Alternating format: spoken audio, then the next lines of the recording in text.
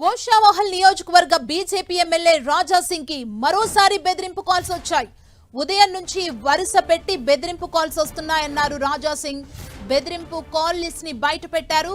తనకొచ్చిన బెదిరింపు కాల్స్ పై పోలీసులకు ఫిర్యాదు చేస్తానన్నారు ఎమ్మెల్యే రాజా సింగ్. బెదిరింపులకు తాను భయపడే వ్యక్తిని కాదన్నారు. గోరక్ష కోసం పోరాడే వ్యక్తులకు తరచూ బెదిరింపు కాల్స్ వస్తున్నాయన్నారు రాజా సింగ్.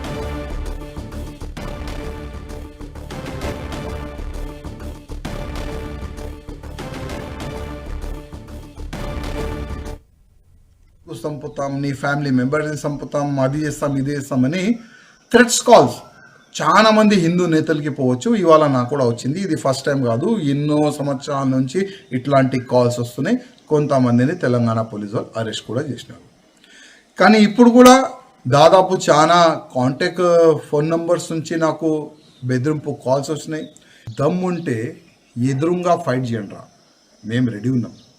ఇవాళ మా ఫ్యామిలీని ఈడ్చి ధర్మం గురించి సంపనికి రెడీ, సావానికి రెడీ.